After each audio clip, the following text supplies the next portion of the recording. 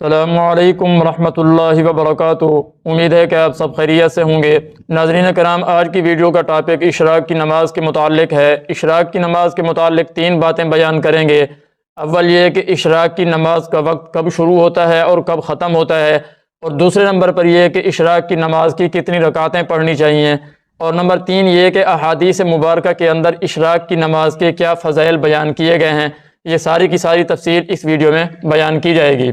ناظرین کرام، جہاں تک اشراق کی نماز کے وقت کا تعلق ہے کہ اشراق کی نماز کا وقت کب شروع ہوتا ہے، فقہائے کرام نے جو اس کی تحقیق لکھی ہے، جو تحقیق بیان کی ہے، وہ یہ ہے کہ سورج نکلنے کے بعد روشن ہو جائے، یعنی سورج نکل کر کچھ روشنی والا ہو جائے تو اس کے بعد اشراق کی نماز پڑھنی چاہیے۔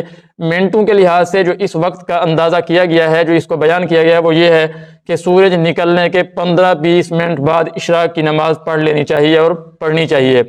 اور اس کا جو آخری وقت ہے وہ نصف النہار تک ہے، یعنی نصف النہار تک آپ اس نماز کو پڑھنا چاہیں تو پڑھ سکتے ہیں۔ تو یہ اشراق کی نماز کے وقت کے متعلق تفصیل آئی ہے۔ دوسرے نمبر پر اشراق کی نماز کی رکعتیں ہیں۔ اشراق کی نماز کی کم سے کم 2 رکعتیں پڑھنی چاہیے، اور اگر کوئی زیادہ پڑھنا چاہتا ہے تو 4 رکعتیں پڑھ سکتا ہے۔ اس سے زیادہ حدیث مبارکہ کے اندر ثابت نہیں ہے۔ اب بات کر لیتے ہیں اشراق کی نماز کے فضائل کی کہ حدیث مبارکہ کے اندر اشراق کی نماز کے کیا فضائل بیان کیے گئے ہیں۔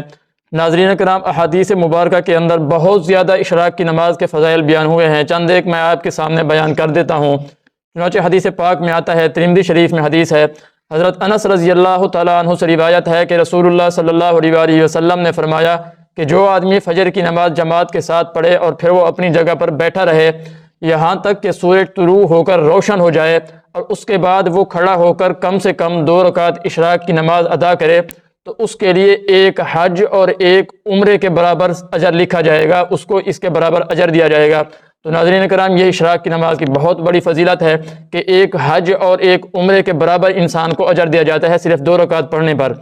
اسی طرح ایک اور روایت میں آتا ہے، حضرت معاذ رضی اللہ تعالیٰ عنہ سے روایت ہے کہ رسول اللہ صلی اللہ علیہ وسلم نے فرمایا کہ جو آدمی فجر کی نماز پڑھنے کے بعد اپنی جگہ پر بیٹھا رہے اور پھر سورج طلوع ہو کر روشن ہو جائے، اس کے بعد وہ کھڑا ہو کر 2 رکعت نماز اشراق پڑھے اور اس دوران صرف وہ خیر ہی خیر کہے، یعنی خیر کی بات کہے، تو اس کے سارے گناہ معاف کر دیے جائیں گے، چاہے اس کے گناہ سمندر کی جھاگ کے برابر ہی کیوں نہ ہوں۔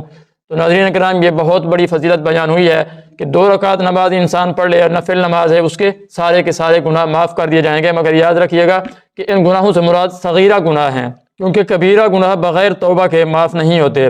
اسی طرح ایک اور روایت میں آتا ہے، حضرت ابو ذر رضی اللہ تعالیٰ عنہ سے روایت ہے، وہ کہتے ہیں کہ رسول اللہ صلی اللہ علیہ وسلم نے فرمایا کہ تم میں سے ہر ایک کے ہر جوڑ کے بدلے اس کے لیے صدقہ ہوتا ہے، یعنی جو تمہارے جسم کے اندر جوڑ ہیں، ہر جوڑ کے بدلے میں تمہیں صدقہ دینا لازم ہوتا ہے، اور تقریباً انسان کے جسم کے اندر 360 جوڑ ہیں، تو 360 صدقے انسان کو کرنے چاہیے۔ پھر آپ نے فرمایا کہ سبحان اللہ کہنا ایک صدقہ ہے، الحمدللہ کہنا ایک صدقہ ہے، لا الہ الا اللہ کہنا ایک صدقہ ہے، اللہ اکبر کہنا ایک صدقہ ہے، نیکی کا حکم دینا ایک صدقہ ہے، اور برائی سے منع کرنا ایک صدقہ ہے۔ آخر میں یہ فرمایا کہ ان تمام جوڑوں کے صدقے کے لیے اشراق کی 2 رکعت نماز نفل پڑھنا کافی ہو جائے گی۔ تو ناظرین کرام، جو آدمی 2 رکعت نماز اشراق پڑھ لے، اس کے پورے وجود کے جتنے جوڑ ہیں، سارے کے سارے جوڑوں کا صدقہ ادا ہو جاتا ہے۔ تو یہ بھی بہت بڑی فضیلت بیان ہوئی ہے نماز اشراق کے متعلق۔